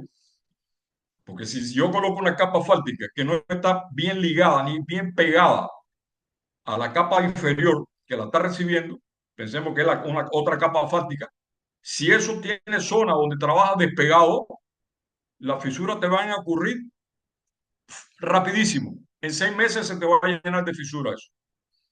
Y ustedes pueden hacer el ejemplo con un software. Si en los software en general de cálculo de estos tensionales te van a pedir si hay adherencia o no. Pero si tú trabajas con adherencia, es una cosa. Si trabajas despegado, eh, las deformaciones esas, ustedes se disparan, evidentemente. Es un tema sumamente importante, lo doy como ejemplo. Entre muchos otros, le pongo este par para que usted sepa de qué estamos hablando. El otro tema, empleo a veces de rodillos sin aspersores de agua. Los rodillos de suelo, que usted lo coge y lo va a utilizar en mezcla asfáltica. Primer error, primer error. Entonces, para que no se pegue la mezcla, porque no tiene aspersor de agua, pues viene alguien muy simpático con una escoba o con algo así, o algo parecido, con un paño, para ir limpiando todo el rodillo ese con diésel o con Kerex. Pero el diésel o el Kerex dañan el asfalto. Son disolventes del asfalto, por así decirlo. Entonces, fíjense que eso, a veces usted lo ve, esa fotografía la tomé yo de milagro un día y me pareció sumamente interesante, pero usted dice, no, estas cosas son increíbles, ¿eh? No puede pasar. Después te dicen, es que se está pelando la superficie, pero la superficie no se está pelando ni por agua, ni por temperatura, ni por envejecimiento. Se está pelando porque le pusiste Keren encima, pues, o diésel. Por eso se está pelando. O sea, fíjense cómo hay temas aquí, cabos sueltos, que tenemos que realmente prestarle atención. Entonces vamos a hablar un poco ahora de la solución del problema. Y la solución de estos problemas, cuando una vía ya empieza a darnos, a fallarnos, a agrietarse, a pelarse, a desmoronarse, pues hay que hacer una rehabilitación. Aquí pudiéramos haber puesto solución del problema, mantenimiento y, o rehabilitación, pero era muy largo, ¿eh? Pero fíjense que también vamos a pensar en lo que sería el mantenimiento, sobre todo el mantenimiento periódico ese que se habla, ¿eh? Entonces, en primer lugar, en una carretera, pensemos en una carretera que tiene como 20 kilómetros de largo, pues bueno, voy a tener que hacer una evaluación estructural, una evaluación funcional, fundamentalmente, aunque hay otros detalles que debían aprovechar y analizarse, como son temas geométricos, etcétera. Otros también, hay muchas cosas más adicionales, pero bueno, me voy a centrar en las cosas más de pavimento, la estructura y la parte funcional. ¿Qué habría que hacer en primer lugar? Evaluar la estructura. Una cosa es un pavimento que tiene problemas estructurales y otra cosa que, por supuesto, si tiene problemas estructurales, normalmente también va a tener problemas funcionales. Es lo más normal que puede ocurrir. O uno que no tenga problemas estructurales, pero va y tiene algún problemita funcional. Entonces, son dos cosas diferentes. Son dos cosas diferentes. Quiere decir que necesitaría sencillamente hacer este tipo de cosas, evaluaciones de fletométrica, estudios geotécnicos y la inspección visual, que realmente debía ser lo primero, ¿eh? Es la inspección visual. Y aquí, esta es la parte estructural. Y después vendría la parte funcional, resistencia al deslizamiento, irregularidad, pero lo prefiero llamar así, no rugosidad, temas de abollamiento también, que este problema para nosotros no es tan complicado, no es crítico, por así decirlo. Y a partir de aquí tener una información, una base de datos, determinar secciones homogéneas y empezar a analizar lo que son ya las alternativas propias de la rehabilitación. La evaluación de daño, pues normalmente nosotros la hacemos a través del sistema PAVER, ¿eh? Que es la STM 106433. O sea, en general con esto determinamos un índice de condición del pavimento, un clásico, un clásico. Y por supuesto, ahí vamos con esta información, vamos a determinar áreas de bacheo, etcétera, ¿eh? Y aquí hay un tema interesante, que es precisamente el área bachea. En general en carretera, en el manejo diario de carretera, si el área bachear supera el 25-30%, no se recomienda utilizar capas asfálticas de refuerzo, o sea, recapeo. No se recomienda recapeo. Así de simple, ¿eh? O sea, ahí habría que hacer fresados, reciclados en el sitio. O sea, hay a otro tipo de solución. Quiere decir que yo me lanzo, me voy corriendo con un recapeo. Sí, estoy por debajo de su porcentaje. Ahí sí todavía es manejable. En sectores en buen estado, pues también habría que chequear la macro y la microtextura. ¿Qué quiere decir? Que necesito ver si funcionalmente eso existe. ¿Está bien o no está bien? ¿Está bien? Ok. Fíjense que es una primera información importante, la inspección de daño. Segundo, la evaluación estructural. ¿Y cómo va la evaluación estructural? Bueno, la evaluación estructural modernamente se hace con un equipo, esto, un follow way deflectometer, ¿eh? Un FWD, es el clásico. ¿Por qué? Porque este señor, en primer lugar, si lo comparo sobre todo con la viga Benkelman, y que también se puede usar, pero es algo mucho más limitado, la información desde el punto de vista técnico es mucho más limitado. Estamos hablando de la viga Benkelman se inventó en el año 55, entonces hace mucho tiempo, eso, 70 años. Fíjense que, en primer lugar, el FWD te va a dar una carga que va a impactar, ¿de qué manera? Dinámica. Dinámica. O sea, está aplicando una carga que normalmente es un vehículo, el impacto de un vehículo que pasa por ella a 50 kilómetros por hora. Entonces, me estoy ajustando a la realidad. Y lo otro, estoy midiendo todo el cuenco de deflexiones, no solamente la carga máxima, estoy midiendo la configuración a partir de los geófonos esos que están desplazados ahí. Quiere decir que estoy midiendo todo ese radio de curvatura. Estoy midiendo esto que está aquí. Miren la distribución. Ahora, ¿qué pasa? Y es un tema interesante, y es la figurita que viene aquí abajo. Usted puede tener a lo mejor en dos casos, en dos lugares, en dos pavimentos diferentes, una misma D máxima, el de su cero este, es la misma. Pero sin embargo, aquí la curva es más cerrada, aquí es mucho más abierta. Fíjense que, por ejemplo, aquí te está diciendo que esta más cerrada pudiera tener un número estructural de 1.7 y el CBR subrasante sería 5. Y en el otro, el número estructural, o sea, lo que es el pavimento en sí, lo que se relaciona con el módulo del pavimento, sería 4, mucho más grande porque hay mayor transferencia de carga, o sea, mejor distribución de carga. Y entonces, el CBR de la subrasante es 2. ¿Se dan cuenta? O sea, fíjense que el trabajo con este equipo es tremendamente importante. Y por esa razón, hasta el Ministerio de la Pública creo que tiene 3 equipos FWD, ¿eh? No sé si funcionan o no, pero bueno, en algún momento llegó a comprar 3 equipos. Entonces quiere decir que esto es sumamente importante. No hay una evaluación seria estructural si usted no tiene esto. Porque además esto se puede hacer, son equipos de alto rendimiento.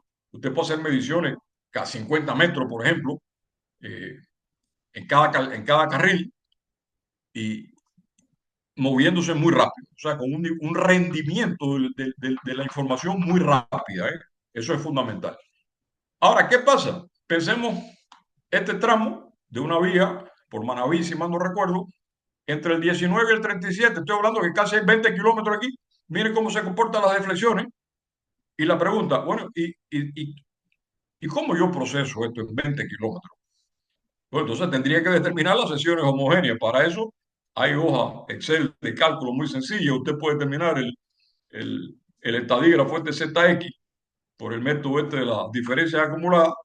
Y sencillamente ahora le va a aparecer que el ZX aquí va a subir, aquí va a bajar, aquí se mantiene constante, aquí vuelve a caer, aquí se mantiene constante, cae y vuelve a subir.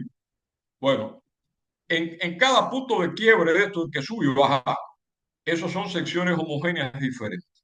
¿Qué quiere decir? Que en estos 20 kilómetros no me venga a decir, ni de chiste, que la solución de todo eso es que usted tiene que hacer a lo mejor un fresado de 2 pulgadas y un recapeo de 3 pulgadas. Señores, eso es un chiste de mal gusto porque fíjense, en esos 20 kilómetros hay como 7 comportamientos diferentes que habría que procesarlo uno a uno.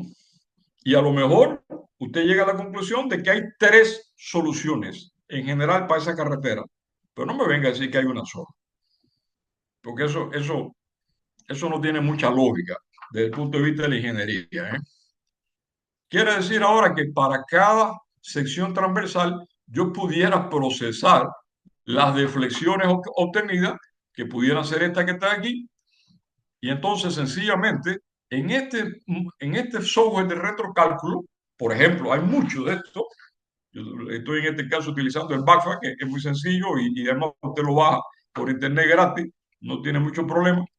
Fíjense, si usted trabaja con esto, el programa sencillamente, con estos datos de entrada, espesores, coeficiente de Poisson, adherencia, que si hay o no hay adherencia, un valor de módulo aproximado, porque no me va a dejar la casilla en blanco, y la deflectometría completa, en este caso son 7 sensores, los 7 geófonos aquí, desde el máximo hasta el más alejado, y estos son los valores que usted procesó para su sección homogénea, o a lo mejor el software le da chance de ponerlo todo y él lo procesa propiamente.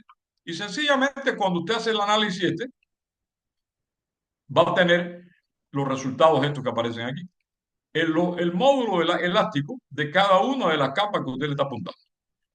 Quiere decir que, por ejemplo, mi capa fáltica aquí tiene un módulo de 2.799 megapascal, o sea, casi 2.800 megapascal.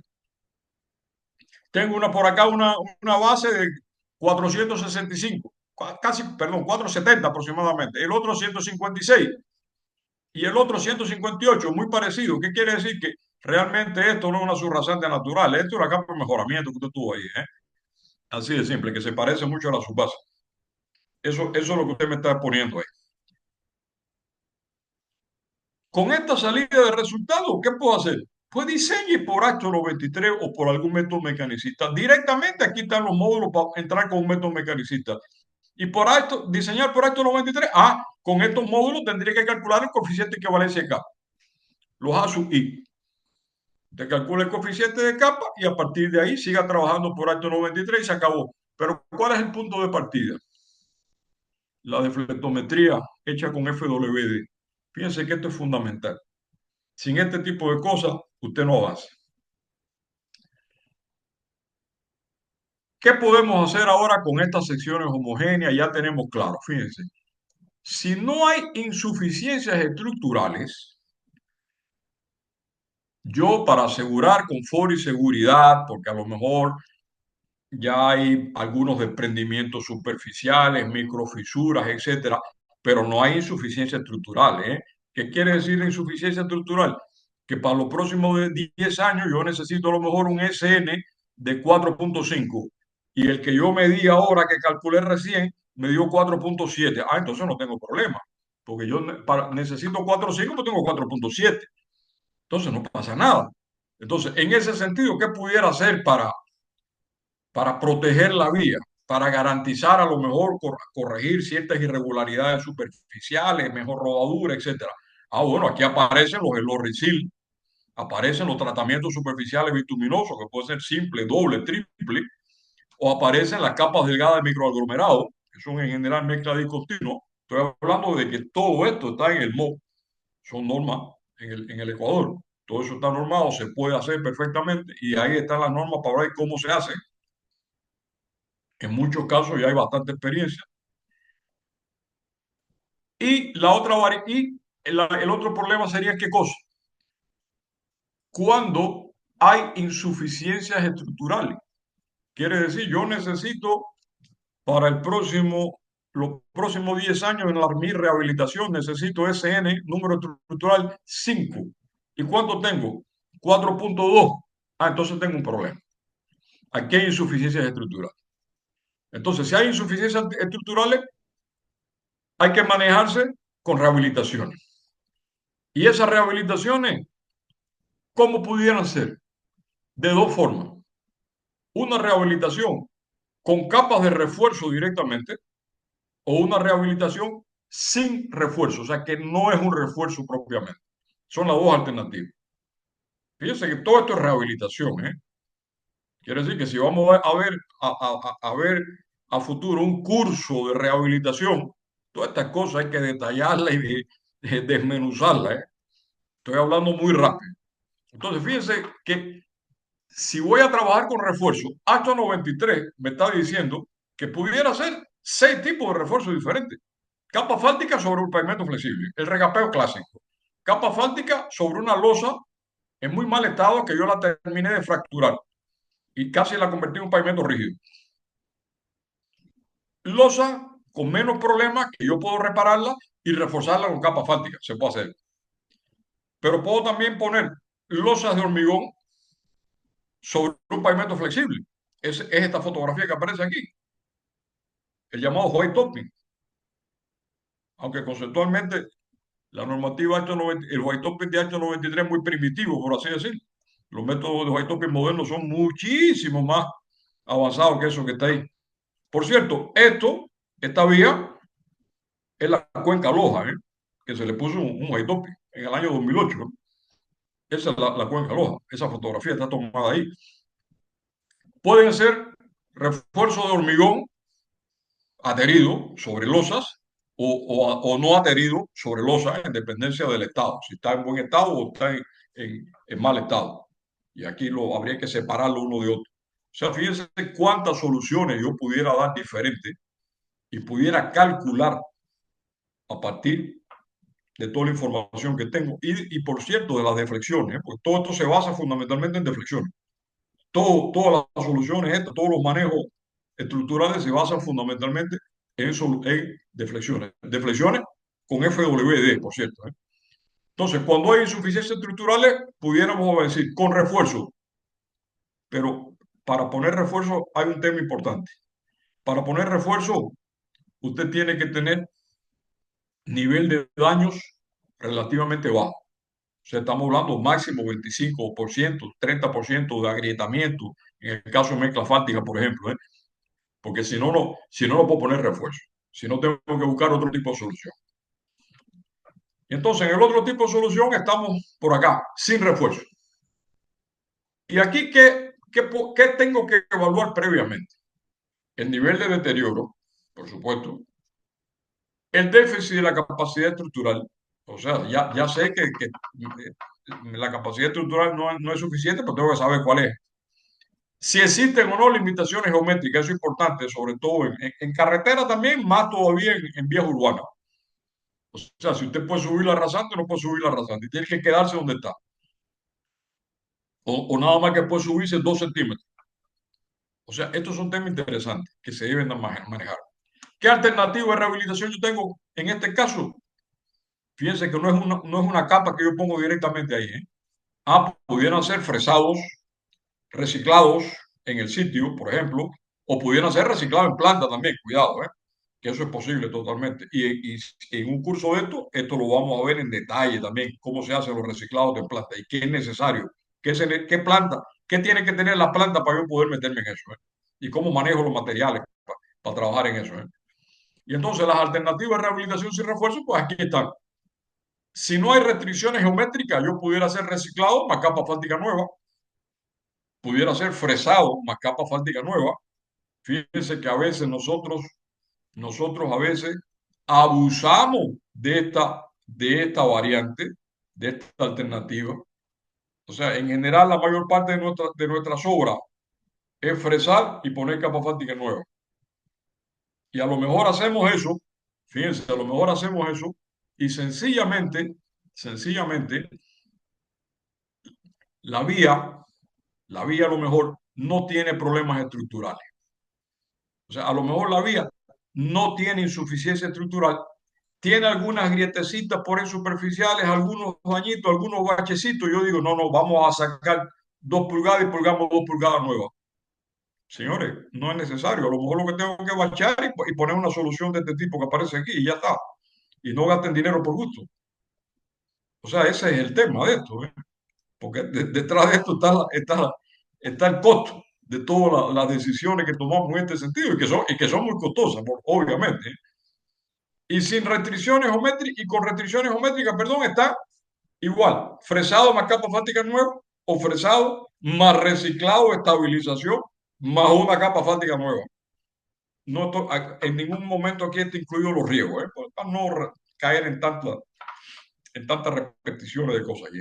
Porque, por supuesto, donde es necesario hacer riego, pues hay que hacer riego, obviamente. Ok, entonces fíjense que todo esto es un tema interesante. ¿En qué repercute esto? Repercute, y con esto voy a terminar, repercute sobre todo en este tipo de cosas. Una vía normal. Su índice de condición de pavimento va a ir cayendo con el tiempo, obviamente. Fíjense que si yo espero que esto casi se colapse, se destruya, para yo hacer una reconstrucción, esto a lo mejor me está costando $300,000 el kilómetro por carril. Y esto es lo que me va a costar. Y además, me he pasado más de 10 años con un índice de servicio muy deteriorado aquí, aparte de 40 hasta 20 por acá.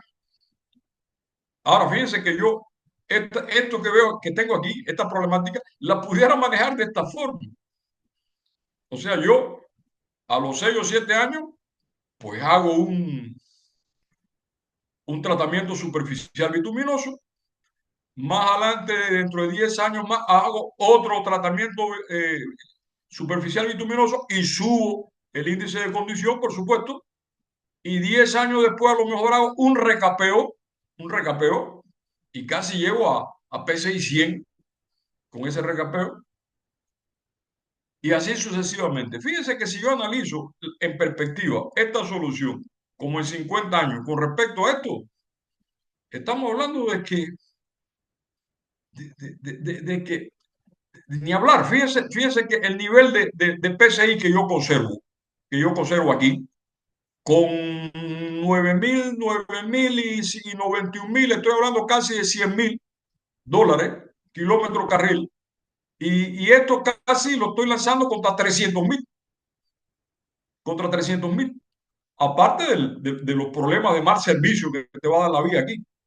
O sea, esto es el efecto del mantenimiento, de la rehabilitación, de lo que es gestionar la carretera, los llamados sistemas de administración de carretera, que es lo que se debe hacer, y cómo usted monitorea y está sobre esto, buscando mejorar siempre confort, seguridad y, no de, y optimización económica, de manejo de recursos económicos. O sea, fíjense que realmente ahí aterriza el tema de la rehabilitación, en buscar las soluciones estas, de que me permitan este tipo de bondades en lo que estoy haciendo. Bien, muchas gracias por su atención, señores. Muchísimas gracias también por su intervención, ingeniero. La verdad es que muchísimas gracias a los tres ingenieros que estuvieron aquí exponiendo esta charla, este webinar. Bien, ahora tenemos una pequeña sesión de preguntas y respuestas. No sé si después de la intervención de los ingenieros alguien tenga alguna pregunta, alguna duda que quisiera hacer. Yo vi por aquí en el chat una pregunta que tenían, pero bueno, después la borraron porque creo que dentro de la intervención del ingeniero Vila ya la habían respondido. Sí, después Ok, de pero esto. si aparece otra, bienvenido, ¿no? Sí, correcto. Bien, voy a dejar aquí en el chat abierto, por si acaso alguien tenga en estos minutos alguna pregunta que le surja después de la intervención del ingeniero Vila.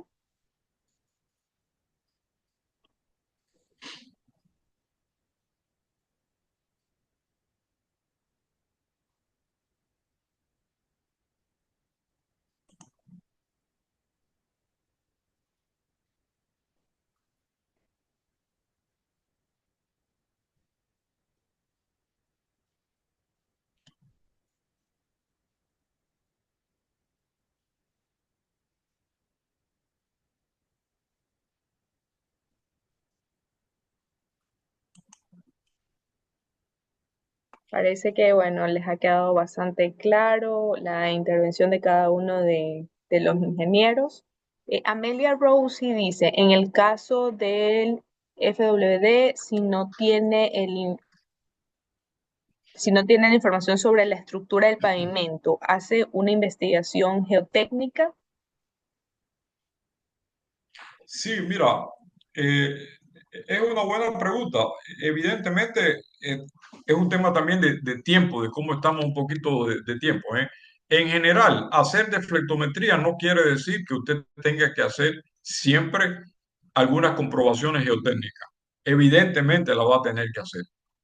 Lo que, por ejemplo, si usted en una vía de 20 kilómetros, usted se planifica muy modestamente hacer, no sé, eh, 2 calicatas por kilómetro y hacer todo el estudio de suelo, además de que son criterios destructivos, porque el FWD, la deflectometría, no es destructiva, no tiene ningún problema. ¿Qué pasaría?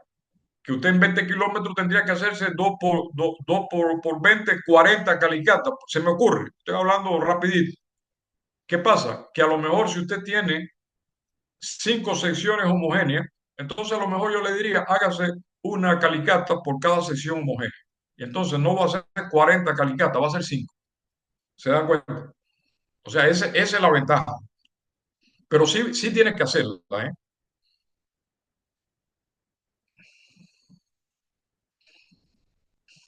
Ok, listo. Muchísimas gracias. Gracias a usted, Amelia, también por la pregunta.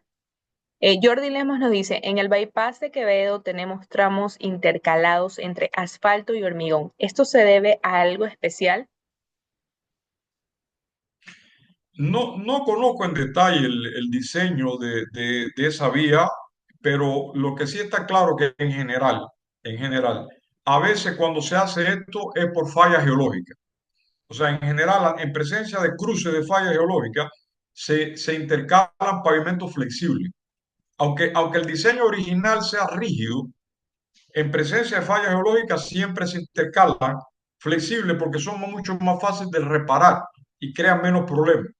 O sea, eso normalmente se hace. Por ejemplo, en la cuenca Molleturo, la que sube allá al Parque Nacional del Caja, por allá, esa vía de hormigón, cuando entra un tramo de falla geológica es flexible. Por esa razón.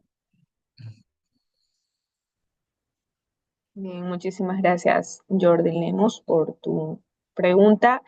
Wilson Quispe dice, en vías de pavimento flexible, ¿qué porcentaje de daños entre baches y fisuras?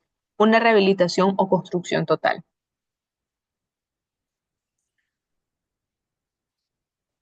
O sea, ¿en qué caso usted llegaría a una reconstrucción total?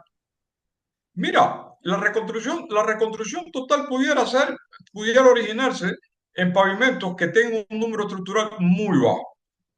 ¿Qué quiere decir? Que yo puedo pensar en soluciones estructurales cuando necesito 5 y a lo mejor tengo 4, tengo 3,5 y a lo mejor por ahí puedo salir. O sea, no tengo que reparar la estructura completa. A lo mejor me muevo a nivel de capa fáltica, de capas de base y por ahí estabilizo, por aquí corrijo algo y salgo. Y ya llego al número estructural que quiere. Pero ¿qué pasa? Que si el número estructural es demasiado bajo, quiere decir que el pavimento está casi colapsado. Usted tiene a lo mejor número estructural 2 o 1,5 y necesita llegar a 5. Hombre, es que con ninguna de las soluciones que yo te menciono ahí vas a llegar. O sea, vas a tener que trabajar casi a nivel de subrasante, estabilizar la subbase, perdón. O si no llega a la subrasante, es muy complicado, ¿eh? Eso va a ser definitivamente muy complicado. Este es un tema muy interesante, definitivamente. Fíjense que estamos hablando de pavimentos flexibles y estamos hablando, filosofando sobre pavimentos flexibles.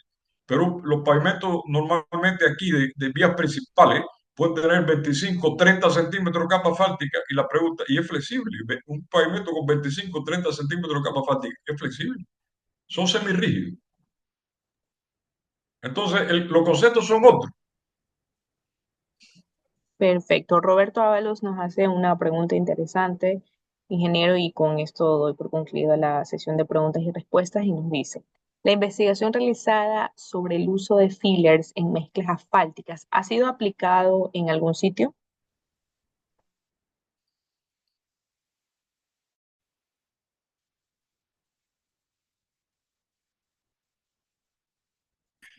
Es una tesis que recién estamos terminando, pero el tema del filler es un clásico. O sea, el filler eh, en las normas, por ejemplo, europeas, sobre todo, los ensayos que se le piden al filler es tremendamente. Mire, yo le digo algo. No, yo creo que en un mes aproximadamente la tesis, en 1 o 2 meses, la tesis que todavía no se discute, por supuesto, hay que discutirla, inmediatamente va a pasar al repositorio de la Universidad Católica. y ahí va a estar, o sea, se puede consultar para que usted tenga un poco en detalle de la información general, o sea, porque yo le estoy poniendo una lámina con dos cuadritos, pero el nivel de información de eso es bastante considerable. Nosotros se hizo granulometría por, por difracción, eh, eh, muy complejo, o sea, incluso hicimos ensayo en Holcim, por así decirlo, porque son tecnologías que no teníamos para evaluar composición química, por ejemplo. Eh, y toda esa información lo tenemos. De los 5 fillers, eso lo tenemos todo, toda la información. Y fíjense que cuando hablamos de una granulometría de un material de esto, esto no es un tema tamizado, ¿eh? Yo no puedo tamiz, mi tamiz más chiquito es el tamiz 200, por no decir que hay un 270 también, pero que normalmente nosotros no usamos, llegamos hasta el 200. Y el filler es de ahí hacia abajo. Entonces, ¿cómo usted determina la granulometría de eso? O sea, seriamente, ¿eh? Porque bueno, pudiera pensarse un hidrómetro, pero estamos hablando ya con exquisitez. Necesita tecnología de rayos X, cosas de estas. O sea, si no, no sale con esto. Bien, muchísimas gracias, ingeniero. Gracias también a todos los que han realizado esas preguntas hacia los especialistas aquí presentes. Ahora quiero compartir con ustedes, con todos ustedes, eh, sobre el diplomado que estamos lanzando la Universidad Católica Santiago de Guayaquil y la Facultad de Ingeniería, promocionado justamente por aquí sus especialistas, el ingeniero Rolando Vila, el diplomado de rehabilitación de carreteras. Esto es un programa completo sobre cada uno de los aspectos que han hablado cada uno de los especialistas en esta noche. Consta de 126 horas. La modalidad es en línea. Se va a dictar los martes, miércoles y jueves de 6:30 a 8:30 de la noche y va a dar inicio el 24 de junio. Quiero invitarlos a participar a todos ustedes. Gracias a que hoy en el Ecuador ustedes saben lo que vivimos, esta situación crítica, todo lo que nos ha comentado el ingeniero Rolando Vil y todos nuestros especialistas es real, esta problemática es real y justamente gracias a estas actualizaciones de conocimiento, a la mejora de capacidades que hacemos en el sistema de educación continua, mejora de estas competencias, es que ha salido el diplomado de rehabilitación de carreteras junto con el diseño de nuestros especialistas. Y quiero invitar a todos ustedes que participen y darles un descuento especial por haber participado en este webinar. El descuento que tenemos para ustedes es de 20% de descuento si se inscriben en estos próximos días. Les va a llegar un correo con toda la información pertinente. Les quedo muy agradecida tanto a todas las personas que hasta el momento se han conectado y yo estoy segurísima que esta charla les ha servido porque, bueno, no solamente se conectaron puntualmente, sino que se han quedado hasta este momento escuchando cada uno de, de las palabras y de la charla magistral que cada uno de nuestros especialistas han expuesto, ¿no? Muchísimas gracias a todos ustedes y con esto, bueno, quiero culminar, no sin antes desearles a ustedes una excelente noche y también que estén atentos a nuestras redes sociales, a las redes sociales de Educación Continua de la Universidad Católica, quienes siempre estamos compartiendo actualización de conocimiento gratuito en todas nuestras áreas, en el área de la ingeniería, en el área empresarial, en el área de economía, en todas las carreras que nosotros manejamos, actualizaciones de conocimiento totalmente gratuitas con estas charlas para todo nuestro público en general, nuestros graduados, nuestros alumnos, nuestro personal y nuestra comunidad UCSG.